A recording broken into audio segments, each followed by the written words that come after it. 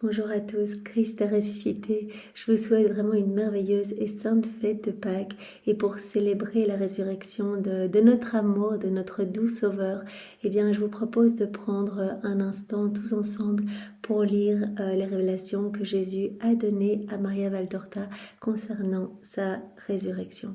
Au nom du Père qui me crée, du Fils qui me sauve et du Saint-Esprit qui me sanctifie. Amen. Jésus, nous nous immergeons en toi comme tous les jours dans ta divine volonté. Nous nous unissons à toi, nous nous unissons à ta divinité, à ton humanité, à ta volonté. Nous nous identifions à toi, nous nous consumons en toi, de Jésus. En toi, nous perdons le rien, le néant que nous sommes, nous fusionnons nos volontés dans la tienne, nous les fondons dans la tienne, nous te faisons adorable cœur l'offrande de nos volontés pour que tu t'en serves comme champ d'action, comme terrain de jeu, que tu poursuives ton œuvre de création dans nos cœurs. Nous nous perdons en toi, nous nous abandonnons entre tes bras à la manière de petits bébés, de nouveau-nés et comme tous les jours, Seigneur, nous t'invitons dans nos vies, dans nos cœurs, nous te voulons le roi de nos existences, nous voulons que ce soit toi qui fasses tout en nous jusqu'à nos derniers souffles. Nous te laissons particulièrement ce moment, viens le régir, Seigneur, viens tout faire en nous, que ta divine volonté soit souveraine, qu'elle soit opérante et que vraiment nous puissions accueillir, que ce soit toi en nous qui accueille ces mots bénis que tu as donnés à Maria Valtorta, que nous puissions être brûlés et consumés de ton amour, que nous puissions vraiment ressentir cette joie de la résurrection. Nous voulons vraiment être ces enfants lumière et nous voulons nous immerger dans la lumière de ton corps ressuscité, Seigneur, et nous voulons continuellement t'adorer et que tu augmentes notre foi, Seigneur. Nous réparons par ce moment toutes les incrédulités et toutes ces blessures, et bien que cela te provoque, que cela te cause dans le cœur, Seigneur. Vraiment, Esprit Saint, viens par la puissante intercession du cœur immaculé de Marie, ton épouse bien-aimée. Viens, Esprit Saint, viens nous toucher, viens nous embraser, viens nous visiter, chacun de nous, là où nous sommes, que nous puissions vraiment accueillir ces paroles venant de Jésus, voilà, dans ces visions qui ont été données à Maria Valtorta, que nous puissions les accueillir et que nous puissions voilà, nous en réjouir. Viens, Esprit Saint, viens par la puissante intercession du cœur immaculé de Marie, ton épouse bien-aimée. Esprit Saint, nous t'attendons, nous voulons vraiment grandir en intimité avec toi. Viens par la puissante intercession du cœur immaculé de Marie, ton épouse bien-aimée. Et Jésus, eh bien, nous voulons réactualiser, renouveler toute ta résurrection et puis tous les jours qui ont suivi celle-ci. Nous voulons tout réactualiser dans chacun de nos cœurs, vraiment revivre tout avec toi, avec chacun de tes disciples, toutes les personnes à qui tu es apparu. Eh bien, nous voulons vraiment que tout se réactualise en nous et nous voulons voilà, t'honorer par ce moment et que tu déposes dans nos cœurs eh bien, tous les fruits attachés à ces moments. Voilà, que nous puissions renaître à cette vie d'enfants de Dieu. Alors, donc le passage que nous allons voir se trouve dans le volume 10, bien sûr, et c'est donc la résurrection au numéro 617. Mais comme c'est vraiment très long, donc j'ai vraiment choisi de supprimer toutes les grandes descriptions, etc. Donc je n'ai gardé que des petits morceaux et tout se tient et c'est magnifique et très lumineux. Donc c'est Maria Valtorta qui parle. Je revois la puissante résurrection du Christ. Donc elle a cette vision qui me remplit de joie. C'est dans des poses variées que les gardes transis de froid, gagnés par l'ennui et ensommeillés, veillent sur le tombeau. La porte de pierre a été renforcée, sur ses bords, par une épaisse couche de chaux, comme si c'était un réconfort, sur le blanc opaque de laquelle se détachent les larges rosaces de cire rouge, portant le sceau du temple, imprimé avec d'autres directement dans la chaux fraîche. Donc vraiment, les gardes sont là, endormis, ennuyés de devoir veiller. Et il y a vraiment ce gros cachet de cire pour vraiment fermer cette lourde pierre, vraiment pour qu'il n'y ait personne qui vienne essayer d'ouvrir, etc. À l'Orient, une étendue rose s'agrandit de plus en plus dans le ciel serein, où par ailleurs il n'y a pas encore de rayon de soleil. C'est alors que surgit de profondeurs inconnues un météore resplendissant qui descend telle une boule de feu à l'éclat insoutenable, l'Esprit de Dieu, voilà, qui descend comme une boule de feu. Surpris, les gardes lèvent la tête parce que cette lumière s'accompagne d'un grondement puissant, harmonieux, solennel, qui remplit toute la création. Il provient de profondeurs paradisiaques. Le météore s'abat contre l'inutile fermeture du tombeau, l'arrache, la jette par terre. Donc vraiment, ce météore de lumière vient arracher voilà, ce gros seau en cire, etc. Et vraiment, la porte s'ouvre. Il entre, éclaire le tombeau de sa lumière, indescriptible, et pendant qu'il reste suspendu dans l'air immobile, l'esprit, donc c'est vraiment l'esprit de Dieu, cette lumière, l'esprit se réinfuse dans le corps du Christ, sans mouvement, sous les bandes funèbres. Tout cela se passe non en une minute, mais en une fraction de minute, tant l'apparition, la descente, la pénétration et la disparition de la lumière de Dieu a été rapide. Rien d'autre pendant quelques minutes. Sous le suaire et le linceul, la chair glorieuse se recompose en une beauté éternelle, se réveille du sommeil de la mort, revient du rien où elle était, vit après avoir été morte. Un moment passe, et voilà que se produit un mouvement soudain sous le lourd linceul. C'est si soudain depuis l'instant où Jésus bouge sûrement ses mains croisées jusqu'au moment où il se tient debout, majestueux, splendide, dans son vêtement de matière immatérielle, surnaturellement beau et imposant, avec une gravité qui le change et l'élève, tout en le laissant lui-même. C'est tellement soudain que l'œil n'a qu'à peine le temps d'en suivre le développement. Jésus est fort différent de ce que la pensée peut rappeler. Il est en pleine forme, sans blessure ni sang, mais seulement éblouissant de la lumière qui jaillit à flot des 5 plaies et sort par tous les pores de son épiderme. Donc vraiment, cette description, voilà, l'Esprit de Dieu qui descend, et quand il descend, voilà, il y a comme un tremblement de terre, la pierre est roulée, vraiment le seau est vraiment dissous, enfin vraiment se disparaît, et à ce moment-là c'est vrai que les gardes tombent comme morts par terre en fait, et donc vraiment l'Esprit de Dieu vient dans la chair inanimée de Jésus, et alors il reprend vie, et cela se fait vraiment en un très court instant. Jésus est fort différent de ce que la pensée peut rappeler. Il est en pleine forme, sans blessure ni sang, mais seulement éblouissant de la lumière qui jaillit à flot des 5 plaies et sort par tous les pores de son épiderme. Donc il est là, debout, resplendissant dans ce vêtement de lumière. Vraiment, Jésus nous a dit dans les écrits du ciel que vraiment tous les enfants vivant dans la divine volonté, enfin vraiment tous ces nobles corps des enfants de son divin fiat, sont revêtus de ce même vêtement de lumière. Voilà, qu'on ne voit pas avec nos yeux, mais nous pouvons avancer dans la foi et nous dire que Jésus nous revêt de ce vêtement royal, ce vêtement que portait Adam d'ailleurs dans son état d'innocence, et quand il a quitté la divine volonté, quand il a péché, il s'est vu nu en fait parce qu'il a perdu ce vêtement de lumière. Mais Jésus veut nous revêtir à nouveau, chacun de nous. Voilà, il attend juste notre oui, comme nous l'avons vu tous les jours précédents.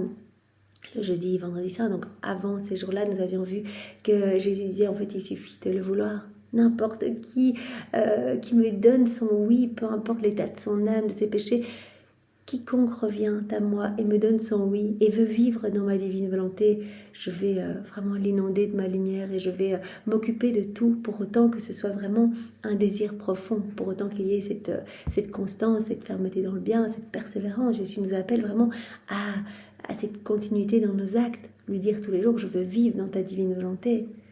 Et vraiment la constance et l'abandon qui sont les 2 ailes qui vont élever notre âme vraiment pour que celle-ci puisse se greffer dans le soleil de la divine volonté, que nous puissions être revêtis de ce manteau de gloire, de ce manteau de lumière, voilà, que portait Jésus au moment de sa résurrection. Il fait son premier pas et dans son mouvement, les rayons qui jaillissent des mains et des pieds l'auréolent de larmes de lumière. Depuis la tête nimbée d'un diadème composé des innombrables blessures de la couronne d'épines, qui ne donne plus de sang, mais seulement de la splendeur, jusqu'au bord du vêtement, quand, en ouvrant les bras qu'il a croisés sur sa poitrine, il découvre la zone de luminosité très vive qui filtre de son habit, en lui donnant l'éclat d'un soleil à la hauteur du cœur. Donc, ça fait toutes ces plaies, voilà, les plaies de la tête, enfin, ces 5 plaies, les mains, les pieds, et de son cœur, de son côté, et bien, tout resplendit de cette lumière. Et à notre petite échelle, quand nous faisons nos actes dans la divine volonté, on fait toutes les lumières, on ne le voit pas, on avance vraiment dans la confiance, mais chacun de nos actes produit cette lumière. On se plonge dans la volonté de Jésus, ce que nous avons fait avant de commencer à lire les écrits de Maria Valtorta. Et vraiment, nous sommes revêtus de cette lumière divine. Et cette lumière va recouvrir la laideur du péché, va éclipser les forces des ténèbres, va mettre en fuite Satan, etc. Et vraiment, cette lumière va toucher les cœurs du passé, les cœurs autour de nous, les cœurs, les âmes du futur. Vraiment, il n'y a pas de temps en Dieu, donc il va y avoir grâce et secours pour toutes les âmes. Et cette lumière va gagner le ciel, va les inonder, voilà, les saints, les bienheureux, va les revêtir. Ils vont recevoir gloire nouvelle, gloire accidentelle. La Trinité va recevoir adoration parfaite, lumière parfaite, amour parfait, gloire parfaite. Les âmes du purgatoire vont également ressentir fraîcheur, etc. Et toute la création va ressentir un renouvellement.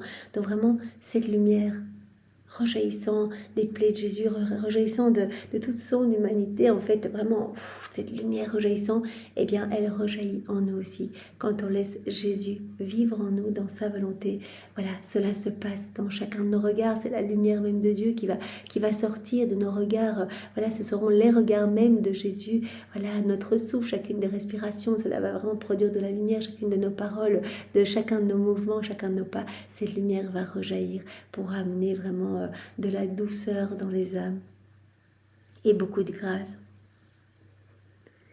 C'est réellement la lumière qui a pris corps. Il ne s'agit pas de la faible lumière de la terre, ni du pauvre éclat des astres ou du soleil. C'est la lumière de Dieu, toute la splendeur paradisiaque qui se rassemble en un seul être. Toute cette splendeur voilà, qui déborde de son humanité. Lorsqu'il se dirige vers la sortie, et dès que l'œil peut voir autre chose que son éclat, voici que m'apparaissent, donc c'est Maria Valtorta qui dit cela, voici que m'apparaissent 2 clartés très belles, mais semblables à des étoiles par rapport au soleil, chacune d'un côté du seuil, prosternées en adoration pour le Dieu qui passe, enveloppé de sa lumière avec un sourire qui béatifie. Il quitte la grotte funèbre. Donc elle voit vraiment 2 anges qui sont voilà, au seuil de la porte, un à droite, un à gauche, et Jésus passe et il se prosterne profondément. Les gardes sont évanouis. Les forces corrompues de l'homme ne voient pas Dieu, alors que les forces pures de l'univers, les fleurs, les herbes, les oiseaux, admirent et vénèrent le puissant qui passe, nimbé de sa propre lumière et de celle du soleil. Cette lumière, en fait, toute la création se réjouit de la résurrection du Christ. Et vraiment, il y a de longues descriptions où Maria Valtorta dit les fleurs commencent à sortir, vraiment le soleil s'intensifie, etc. Enfin, en fait, tous les éléments reconnaissent leur créateur. Alors que les gardes sont évanouis parce que vraiment les forces corrompues de l'homme ne voient pas Dieu. Jésus ressuscité apparaît à sa maman. Donc vraiment, voilà, dans les évangiles, on voit que Jésus est apparu en premier à Marie-Madeleine. Ici, nous apprenons que Jésus, bien sûr, s'est montré en premier à sa maman. Marie est prosternée, le visage contre terre. On dirait une pauvre loque abandonnée. Elle semble être cette fleur morte de soif dont elle a parlé. Donc vraiment, avant la résurrection, il y avait toute la désolation de Marie, toute son agonie, vraiment très beau passage, toutes ces prières, en fait. Et Marie a accéléré le temps de la résurrection. Il n'y a pas exactement 3 jours. Et donc, elle est là, elle se sent comme cette fleur morte de soif dont elle a parlé. La fenêtre fermée s'ouvre en faisant fortement battre les volets, et avec le premier rayon de soleil, Jésus entre. Marie sursaute, lève la tête pour voir quel vent a pu ouvrir les volets, et voit son fils rayonnant. Il est beau, infiniment plus beau qu'il ne l'était avant d'avoir souffert, souriant, vivant, plus lumineux que le soleil, vêtu d'un blanc qui ressemble à de la lumière tissée, et il s'avance vers elle. Elle se redresse sur ses genoux et joignant en croix les mains sur sa poitrine, elle dit dans un sanglot qui est tout à la fois rire et pleurs, « Seigneur, mon Dieu !» Et elle reste ainsi ravie dans sa contemplation. Le visage tout baigné de larmes est devenu serein, pacifié par le sourire et l'extase. Mais lui ne veut pas voir sa maman à genoux comme une servante. Il l'appelle en lui tendant les mains, des blessures desquelles sortent des rayons qui rendent encore plus lumineuse son corps glorieux. Maman. Incliné sur sa mère qui n'ose pas le toucher, il glisse les mains sous les coudes pliés de Marie, puis il la lève, la serre sur son cœur et l'embrasse. Alors Marie comprend qu'il ne s'agit pas d'une vision, que c'est son fils réellement ressuscité, que c'est son Jésus, son fils qu'il aime encore comme un fils. Et avec un cri, elle se jette à son cou, elle l'embrasse et le couvre de baisers, mêlant rire et larmes. Elle baisse son front et il n'y a plus de blessure, sa tête qui n'est plus dépeignée ni couverte de sang, ses yeux éblouissants, ses joues guéries, sa bouche qui n'est plus enflée. Et puis, elle lui prend les mains et en baise le dessus et la paume sur les blessures rayonnantes. Et tout à coup, se baisse à ses pieds, les découvre de dessous son vêtement de splendeur et les baise. Puis, elle se lève, le regarde, n'ose pas, mais lui sourit et comprend. Il entrouve son vêtement sur la poitrine et suggère « Et celle-là, maman, tu ne la baises pas ?» C'est qui t'a fait si mal, donc la plaie du cœur de Jésus, c'est qui t'a fait si mal et que toi seul es digne de baiser. Embrasse-moi sur le cœur, maman, ton baiser m'enlèvera le dernier soupir de tout ce que j'ai souffert et me donnera cette joie qui manque encore à ma joie de ressusciter. Il prend dans ses mains le visage de sa maman et en pose les lèvres sur le bord de la blessure du côté, d'où sortent des flots de lumière très vive. Le visage de Marie est auréolé de cette lumière, plongée comme il l'est dans ses rayons. Elle l'embrasse longuement tandis que Jésus la caresse. Elle ne s'en lasse pas. On dirait une assoiffée qui a trouvé une source et boit la vie qui lui échappait. Jésus prend la parole. « Tout est terminé, maman. Maintenant, tu ne dois plus pleurer pour ton fils. L'épreuve est achevée. La rédemption est arrivée. Maman, merci de m'avoir conçue. Maman, merci de m'avoir élevée, aidée dans la vie et dans la mort. J'ai senti monter vers moi toutes tes prières. Elles ont été ma force dans la douleur. Elles ont été mes compagnes dans mon voyage sur la terre. Et au-delà de la terre, on sait que Marie et Jésus étaient unis, leurs deux cœurs fondus. Tout ce que Jésus vivait, Marie le vivait en son fort. Marie était comme consumée en Jésus continuellement. Donc elle a accompagné toutes les douleurs de son fils, mais tout au long de sa vie, on sait que Jésus a souffert, mais tout ce que sa divinité imposait à son humanité depuis l'instant 1 de son incarnation jusqu'à sa mort. Marie était là, elle ressentait toutes les douleurs de Jésus dans son sein. Jésus couronné d'épines, crucifié par nos nombreux actes déconnectés du divin vouloir. Merci maman, tes prières ont été ma force dans la douleur, mes compagnes dans mon voyage sur la terre et au-delà de la terre. Elles sont venues avec moi sur la croix et dans les limbes. Elles ont été entendues par tous et vues par le Père et par l'Esprit Saint qui en ont souri comme de la fleur la plus belle et du chant le plus doux né au paradis. Elles ont été connues par les patriarches et les nouveaux saints, par les premiers habitants de ma Jérusalem. Prière de Marie, bien sûr, faite dans la divine volonté, résonne partout et continue de résonner. Tout est là. Il n'y a pas de temps, donc vraiment, tout ce que Marie a fait, c'est toujours en acte de se donner. Et elle, chacun de ses actes, chacun de ses pas, chacun de ses mouvements, tout était prière. Donc Jésus dit merci maman pour toutes tes prières. Voilà, qui continuent à remplir le ciel et la terre. Moi, je t'apporte leurs remerciements. Donc voilà, de mon Père, de l'Esprit Saint, de tous les patriarches, des nouveaux saints, des premiers habitants de ma Jérusalem. Je t'apporte leurs remerciements, maman, accompagnés des baisers de nos parents, de leurs bénédictions et de celles de Joseph, ton époux d'âme. Le ciel tout entier t'acclame, ma mère, maman sainte. Je vais maintenant, maman, auprès du Père avec mon vêtement humain. Le paradis doit voir le vainqueur dans son vêtement d'homme, avec lequel il a vaincu le péché de l'homme. Mais ensuite, je reviendrai. Je dois confirmer dans la foi ceux qui ne croient pas encore et ont besoin de croire pour amener les autres à la foi. Je dois fortifier les faibles qui auront bien besoin de force pour résister au monde. Je dois aller maintenant, je vais remonter, me montrer comme ça avec mon vêtement d'humanité dans le ciel. Et puis je reviendrai fortifier tous mes disciples pour qu'il puisse annoncer vraiment avec amour ma résurrection, qu'il puisse trouver la force pour résister au monde. Puis je monterai au ciel, mais je ne te laisserai pas seule, maman. Tu vois ce voile? Voilà, le voile, vraiment le visage qui s'est imprimé sur le voile de Sainte Véronique. Et bien pendant tout le temps de la désolation, maman Marie eh bien serrait ce voile sur son cœur. Tu vois ce voile? Dans mon anéantissement, j'ai dégagé encore une puissance de miracle pour toi, pour te donner ce réconfort. Mais j'accomplis pour toi un autre miracle. Tu me posséderas dans le sacrement, réel, comme je l'étais quand tu me portais. Message pour chacun de nous. Voilà, tu me posséderas complètement, voilà, dans ce sacrement, dans le Saint-Sacrement. Tu ne seras plus séparé du Fils. Et ayant le Fils, tu as notre Trinité.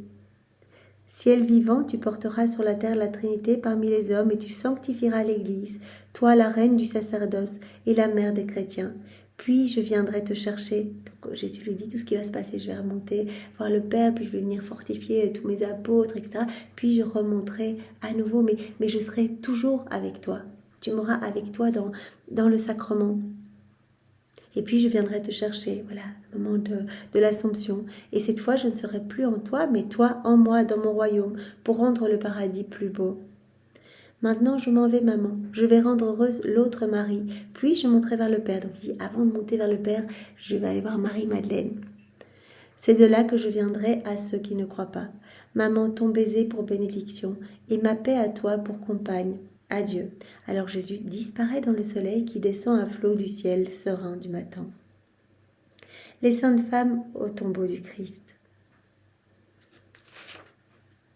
Donc en fait, toutes les femmes se sont réunies pour aller embaumer le corps de Jésus. Donc elles ont préparé des aromates, etc. Et en chemin, elles discutent en disant on va devoir aller chercher Jeanne. Ce serait bien qu'on passe chez Joseph d'Arimathie puisque voilà, il est propriétaire de ce tombeau, etc. Donc elles discutent comme ça. Et Marie, eh bien, quelque part, s'éclipse un petit peu du groupe pour aller directement au tombeau. Laissez-moi y aller. Et Marie-Madeleine coupe court à tout autre commentaire en s'éloignant rapidement avec son sac de baume et son argent sur sa poitrine. Marie-Madeleine se trouve donc en chemin exactement à la limite de la ruelle qui mène au jardin de Joseph d'Arimathie quand elle est surprise par le grondement puissant. C'est vraiment intéressant, on voit sous différents angles en fait. Donc comme on l'a vu, donc vraiment cette boule de lumière, en fait c'est l'Esprit de Dieu. Et alors quand vraiment voilà, le tombeau s'est ouvert et que l'Esprit est venu voilà, remplir l'humanité de Jésus, eh bien, il y a eu donc ce grand tremblement de terre et donc les gardiens sont tombés comme morts, évanouis, etc. Donc ici, Marie-Madeleine, elle entend ce grondement puissant et pourtant harmonieux de ce signe céleste. Au même instant, dans la lumière à peine rosée de l'aurore, s'allume une grande lumière qui descend comme si c'était un globe incandescent, splendide, qui coupe en zigzag l'air tranquille. Donc elle voit vraiment en fait cette boule de lumière descendre. Marie de Magdala en est presque effleurée et renversée sur le sol. Elle se penche un moment en murmurant « Mon Seigneur », puis se redresse comme une fleur après le passage du vent et s'élance encore plus rapidement vers le jardin. Elle y entre comme un oiseau poursuivi qui cherche son nid, du côté du tombeau taillé dans le roc. Mais malgré sa hâte, elle n'est pas arrivée quand le céleste météore fait office de levier et de flamme sur le seau de chaux posé pour renforcer la lourde pierre, ni quand celle-ci tombe avec fracas. Donc elle n'est pas encore là quand le tombeau s'ouvre, provoquant une secousse qui s'unit à celle du tremblement de terre. Car celui-ci a beau être bref, il est d'une violence telle qu'il terrasse les gardes comme s'ils étaient morts. Donc c'est vraiment simultané, vraiment cette boule de lumière qui ouvre la tombe et en même temps tremblement de terre et les gardes tombent comme morts. Donc Marie-Madeleine, elle entend tout cela au loin. Elle a vu cette boule de lumière, elle entend cela au loin. À son arrivée, Marie-Madeleine voit ces inutiles joailliers du triomphateur jetés à terre. Elle voit les soldats à terre endormis, comme morts, comme une gerbe d'épis fauchés. Elle ne fait pas le rapprochement entre le tremblement de terre et la résurrection. Mais à la vue de ce spectacle, elle croit que c'est le châtiment de Dieu sur les profanateurs du tombeau de Jésus. Et elle tombe à genoux en disant « Malheur, ils l'ont enlevé, ils ont enlevé mon Jésus ». Consternée, elle pleure. Puis elle se lève et repart en courant prévenir Pierre et Jean. Donc fait, elle voit le tombeau vide, elle voit les soldats endormis, et donc elle se dit, en fait, voilà, on a volé le corps de mon sauveur, et donc elle court et elle repart, elle rebrousse chemin pour aller prévenir Pierre et Jean. Pierre et Jean partent aussitôt. Pendant ce temps, Suzanne et Salomé, donc les femmes, après avoir quitté leur compagne et atteint les murs, sont surprises par le tremblement de terre. Elles entendent elles aussi le tremblement de terre. Effrayées, elles se réfugient, mais l'amour triomphe de la peur et elles repartent vers le tombeau. Donc pendant que Marie-Madeleine va chercher Jean et Pierre, les femmes, elles continuent leur chemin après avoir entendu le tremblement de terre. Voilà, l'amour surpasse tout et elles se rendent au tombeau. Encore tout apeurée, elle pénètre dans le jardin et voit les gardes évanouis, ainsi qu'une grande lumière qui sort du tombeau ouvert. Donc elle voit la lumière qui sort du tombeau. Cela augmente leur effroi qui atteint son comble quand, en se tenant par la main pour s'encourager mutuellement, elles se présentent sur le seuil et elles aperçoivent dans l'obscurité de la grotte sépulcrale une créature lumineuse et très belle qui sourit doucement et les salue de là où elle se tient, appuyée à droite de la pierre de l'onction, dont la grisaille disparaît devant une si incandescente splendeur. Donc elle voit la lumière et elle voit un ange en fait qui se tient à côté du sépulcre vide, enfin de l'endroit où ils avaient déposé Jésus. Elle tombe à genoux, abasourdie, mais l'ange leur parle avec douceur. « N'ayez pas peur de moi, je suis l'ange de la divine douleur. Je suis venu pour me réjouir de la fin de celle-ci. La souffrance du Christ, son humiliation dans la mort sont terminées. Jésus de Nazareth, le crucifié que vous cherchez, est ressuscité. Il n'est plus ici. L'endroit où vous l'avez déposé, regardez, est vide. Réjouissez-vous avec moi. Allez, dites à Pierre et aux disciples qu'il est ressuscité et qu'il vous précède en Galilée. Vous le verrez encore là-bas pendant quelque temps, comme il l'a dit. » Donc, vous voyez tout ce qui se passe. Marie-Madeleine qui arrive, elle croit qu'on a volé le corps, elle repart chercher Pierre et Jean. Entre-temps, eh bien, les femmes avec qui elle était au début, qui avaient été chercher d'autres femmes, etc., eh bien, il y en a deux, Salomé et Suzanne, qui se dirigent à deux. Malgré la peur du tremblement de terre, elle se dirige à deux et là, elle voit les soldats endormis, elle rentre dans le sépulcre et là, elle voit un ange, voilà, qui annonce cette résurrection. Elles sont terrorisées et murmurent. « Nous allons mourir, nous avons vu l'ange du Seigneur. » Craintives, rendues muettes, elles reviennent par un autre chemin à la maison et se réfugient au cénacle, sans même demander à voir Marie. Donc elles se disent en fait, on va rien dire du tout, elles sont complètement rendues muettes par la peur. Et là, elles s'imaginent que ce qu'elles ont vu est une tromperie du démon. Pierre et Jean, donc entre-temps, Pierre et Jean et Marie-Madeleine, retournent au jardin, sont déjà arrivés au jardin. Jean, plus rapide, arrive le premier au tombeau. Les gardes n'y sont plus et l'ange non plus. Jean s'agenouille sur le seuil ouvert. Pierre, lui, pénètre dans le tombeau. Jean se relève et entre aussi. Au même moment, Pierre découvre le suaire posé dans un coin, bien plié, avec à l'intérieur le linceul soigneusement roulé. Ils l'ont vraiment enlevé. Les deux disciples sortent anéantis. Donc vraiment, ils n'ont pas cette foi en fait. Ils doutent, ils l'ont vraiment enlevé. Ils voient le sanctuaire posé, ils voient les soldats sont plus là. Ils disent c'est la confirmation qu'ils l'ont enlevé. En fait, les soldats sont partis avec son corps. Ils sont anéantis. Marie ne répond même pas. Elle s'affaisse sur le sol, juste à côté de la porte, et elle pleure pendant que les autres parlent lentement. Donc elle se dit, je vais rester ici, en fait, je vais respirer l'air qui a entouré le corps de mon sauveur. Elle reste là, dans les pleurs et dans les larmes. Pierre et Jean retournent au cénacle. Puis elle lève la tête et regarde à l'intérieur, et à travers ses larmes, elle voit deux anges, assis à la tête et aux pieds de la pierre de l'onction. La pauvre Marie est tenaillée, donc Marie-Madeleine, elle est tenaillée par un tel combat intérieur entre l'espérance qui meurt et la foi qui ne veut pas mourir, qu'elle regarde ces anges sans même s'étonner. Cette femme courageuse qui a résisté héroïquement à tout n'a plus que des larmes. « Pourquoi pleures-tu » demande l'un des deux enfants lumineux. « Parce qu'ils ont emporté mon Seigneur, et je ne sais pas où ils me l'ont mis. » L'ange tourne les yeux vers son compagnon en souriant, et l'autre fait de même, et avec un éclair de joie angélique, tous deux regardent en direction du jardin tout fleuri. Marie se retourne pour suivre leur regard, et elle voit un homme très beau. Cet homme la regarde avec pitié et lui demande, c'est bien sûr Jésus, « Femme, pourquoi pleures-tu? Qui cherches-tu » Alors Marie dit au milieu des sanglots, « Ils m'ont pris le Seigneur Jésus, j'étais venue pour l'embaumer en attendant sa résurrection. Les hommes ont enlevé mon amour et avec lui, ils m'ont tout enlevé. Si c'est toi qui l'as emporté, dis-moi où tu l'as mis et j'irai le chercher. Je ne le dirai à personne, ce sera un secret entre toi et moi. Veux-tu que je t'achète son corps? Je le ferai. Combien veux-tu? Je suis riche, je peux te donner son poids en or et en bijoux, mais rends-le-moi, je ne te dénoncerai pas.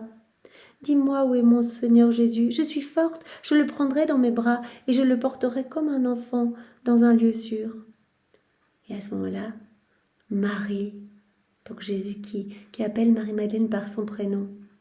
Jésus rayonne en l'appelant et il se dévoile dans sa splendeur triomphante. Rabouni, Marie-Madeleine directement, elle le reconnaît, Rabouni, c'est-à-dire mon maître. Le cri de Marie est vraiment le grand cri qui ferme le cycle de la mort.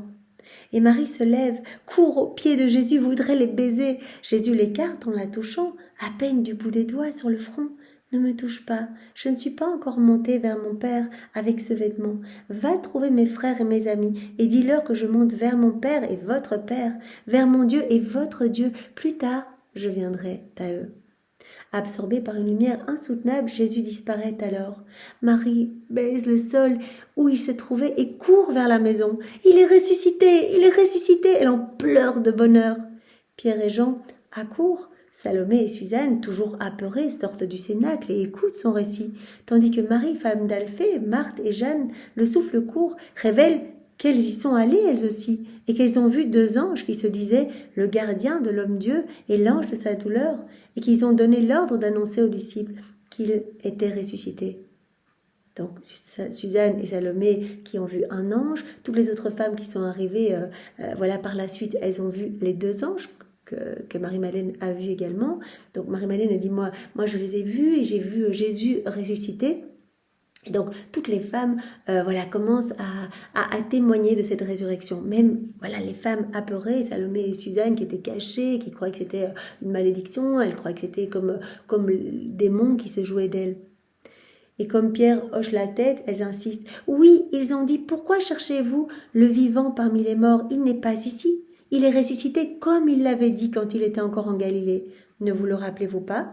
Il l'a prédit.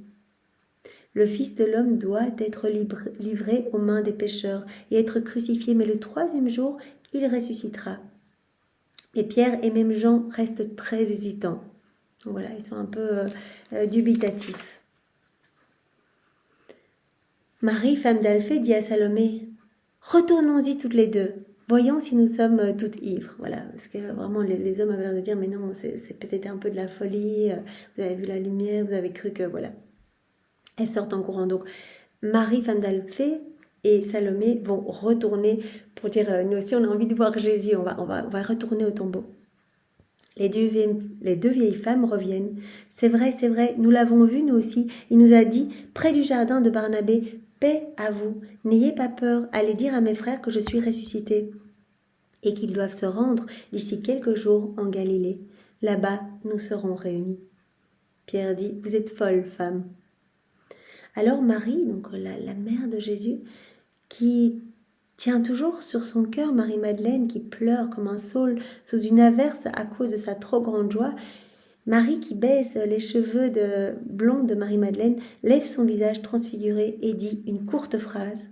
« Il est réellement ressuscité. Je l'ai tenu dans mes bras et j'ai baisé ses plaies. » Puis elle se penche sur les cheveux de cette passionnée qu'est Marie-Madeleine et elle ajoute « Oui, la joie est encore plus forte que la douleur, mais ce n'est qu'un grain de sable par rapport à ce qui sera ton océan de joie éternelle. » Ce qui nous attend dans le ciel. Heureuse es-tu d'avoir fait parler ton esprit par-dessus la raison. Voilà, Marie, elle a annoncé, il est ressuscité. Marie-Madeleine l'a annoncé. Heureuse es-tu d'avoir fait parler ton esprit par-dessus la raison. Voilà, d'avoir laissé parler vraiment ton cœur et de ne pas avoir réfléchi si c'était possible ou pas. Pierre n'ose plus le nier, il s'écrie. Mais alors, s'il en est ainsi, il faut le faire savoir aux autres, à ceux qui sont dispersés dans les campagnes. Chercher, agir Allons, remuez-vous, s'il devait vraiment venir, qu'il nous trouve au moins. Il ne se rend même pas compte que par ces mots, il reconnaît ne pas encore croire aveuglément à la résurrection. Et puis s'ensuit toute une série d'apparitions. Voilà, Jésus qui va apparaître à son ami Lazare, à Jeanne, femme de Couza, et puis Jésus qui va apparaître à Joseph d'Arimathie, à Nicodème, à Manahan. Donc vraiment, il apparaît à tous ses amis en fait. Et donc c'est très très bien décrit. On ne va pas le lire ensemble, mais c'est très très beau. Il apparaît aux bergers, aux disciples d'Emmaüs, aux apôtres réunis dans le Cénacle. Il n'y avait pas encore Thomas à ce moment-là. Et puis après, il apparaît avec quand Thomas est là, il apparaît aux apôtres et avec cette fameuse cette fameuse scène où saint Thomas ne croit pas, il dit j'ai besoin de voir pour croire, et Jésus lui montre ses plaies en disant mets tes doigts dans mes plaies. Et à ce moment-là, Thomas se jette à ses pieds pour dire mon Seigneur et mon Dieu. Et puis il va apparaître à diverses personnes, à tous ses disciples. Et puis également, comme nous le connaissons bien, sur les rives du lac où il va demander à ses apôtres de jeter leur filet. Donc c'est très très très très beau. Et alors nous pouvons clôturer par les considérations que Jésus fait lui-même sur sa résurrection. Donc il va résumer en fait tout ce que nous avons lu et il va vraiment nous donner de manière succincte tout ce qui s'est passé pendant sa résurrection. Au début de l'aube du 3e jour, je suis donc descendu comme le soleil, et par ma splendeur, j'ai brisé les sceaux des hommes, tellement dérisoires devant la puissance de Dieu. Ce sceau, ce grand sceau en cire rouge, a été brisé. Donc Jésus est venu briser vraiment les sceaux des hommes. J'ai fait levier de ma force pour renverser la pierre gardée en vain, et de mon apparition, j'ai fait la foudre qui a traversé les soldats inutilement placés là pour garder une mort qui était vie, que nulle force humaine ne pouvait empêcher d'être telle. Bien plus puissant que votre courant électrique, mon esprit est entré comme une épée de feu divin pour réchauffer la froide dépouille de mon cadavre. L'Esprit de Dieu a insufflé la vie au nouvel Adam en se disant à lui-même « Vie, je le veux ». J'écarte alors les linges de mort, je jette l'enveloppe des onguents, je n'ai pas besoin d'eux pour apparaître comme la beauté éternelle, l'éternelle intégrité. Je porte un vêtement qui n'est pas de cette terre, mais tissé par mon Père, lui qui a aussi tissé la soie des lys virginaux. Je suis revêtue de splendeur, je suis ornée de mes plaies qui ne sointent plus du sang, mais dégagent de la lumière. Cette lumière qui sera la joie de ma mère, celle des bienheureux, et la vue insoutenable des maudits et des démons sur la terre et au dernier jour. L'ange de ma vie, d'homme, et l'ange de ma douleur sont prosternés devant moi et adorent ma gloire. Donc c'était les 2 anges qui se trouvaient au seuil de la porte quand Jésus a quitté le sépulcre. Ces 2 anges qui se sont prosternés, les 2 anges que les femmes ont vus en fait et qui ont annoncé la résurrection de Jésus à Marie-Madeleine. Ils ont regardé vers le jardin et elle a vu la première après la Vierge Marie, elle a vu Jésus. Mes 2 anges gardiens sont présents, l'un pour se réjouir à la vue de celui sur lequel il a veillé et qui maintenant n'a plus besoin de défense angélique, et l'autre qui a vu mes larmes pour voir mon sourire, qui a vu mon combat pour voir ma victoire, qui a vu ma douleur pour voir ma joie. Je sors alors dans le jardin, plein de boutons de fleurs et de rosées. C'est Pâques, Maria. Il s'adresse vraiment à Maria Valtorta, c'est la Pâques. C'est bien le passage de l'ange de Dieu, son passage de la mort à la vie, son passage pour donner la vie à ceux qui croient en son nom. C'est Pâques, c'est la paix qui passe dans le monde, une paix qui n'est plus voilée par la condition humaine, mais qui est libre, complète, puisque le pouvoir de Dieu lui est rendu. Je vais ensuite trouver ma maman. Avant même de revenir vers mon Père dans mon vêtement d'homme glorifié, je vais la voir. Je vais dans la splendeur de mon vêtement paradisiaque et de mes joyaux vivants. Il lui est possible à elle de me toucher, de m'embrasser, car elle est la pure, la belle, l'aimée, la bénie, la sainte de Dieu. C'est trop beau. Donc c'est pour ça que Marie a pu vraiment embrasser son fils, embrasser toutes ses plaies, alors que Marie-Madeleine, qui était encore empreinte de ses péchés, qui devait encore beaucoup faire des pénitences, n'a pas pu toucher Jésus avant qu'il retourne voir le Père. Le nouvel Adam va trouver la nouvelle Ève. Après m'être rendu auprès de la toute pure, ma maman, il était juste que son fils Dieu commence par elle, en vertu de son droit de sainteté et de maternité. Et bien après, je me suis présentée à la femme rachetée, Marie-Madeleine. Je ne me laisse pas toucher par elle. Elle n'est pas la pure qui peut toucher sans contaminer le Fils qui revient au Père.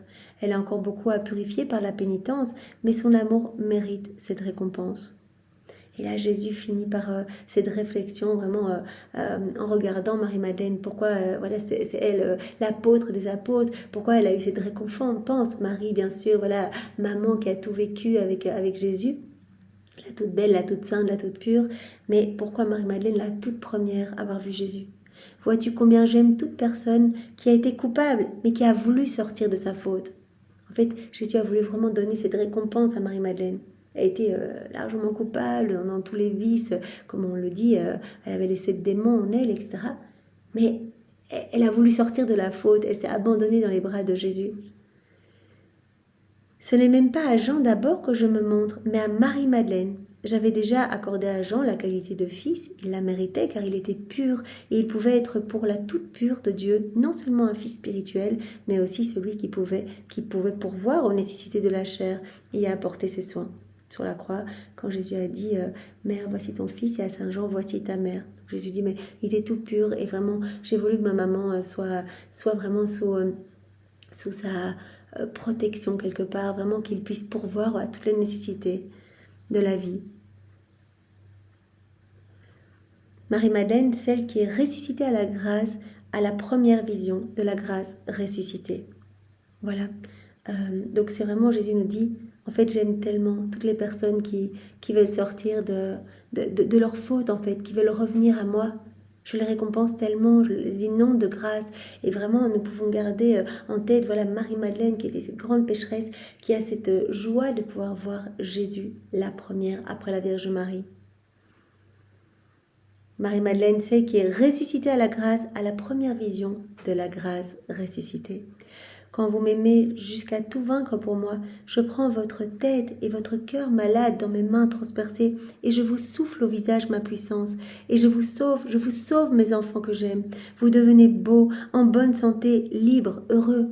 Quand vous revenez à moi, que vous venez vous confesser, que vous jetez dans mes bras, je vous rends beau, je vous rends lumière, je vous rends semblable à moi. Vous redevenez les enfants bien-aimés du Seigneur. Je fais de vous des porteurs de ma bonté parmi les pauvres hommes, les témoins de ma bonté à leur égard, pour les en persuader. Surtout, ayez foi en moi, vivez dans l'amour, ne craignez rien, que tout ce que j'ai souffert pour vous sauver vous donne l'assurance d'être aimé de votre Dieu. Tout ce que j'ai souffert, donc restez toujours unis à ma passion. Pensez-y continuellement.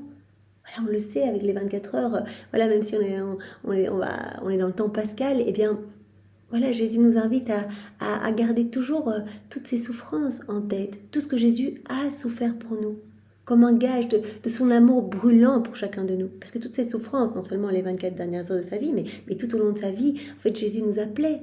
Dans toutes ces souffrances, ces gémissements, ces pleurs, il nous appelait pour tout nous donner, pour nous faire revivre à cette vie nouvelle, pour nous rendre beaux. Surtout, ayez foi en moi, vivez dans l'amour, ne craignez rien, que tout ce que j'ai souffert pour vous sauver vous donne l'assurance d'être aimé de votre Dieu. Quant à toi, et là Jésus s'adresse à chacun de nous à travers Maria Valtorta, souris après avoir pleuré.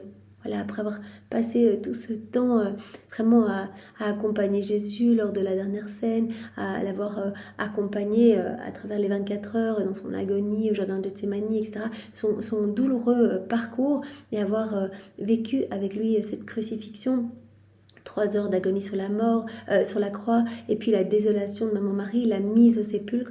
Après avoir tant pleuré, Jésus dit « Souris maintenant, ton Jésus ne souffre plus ». Voilà, mon humanité est glorieuse.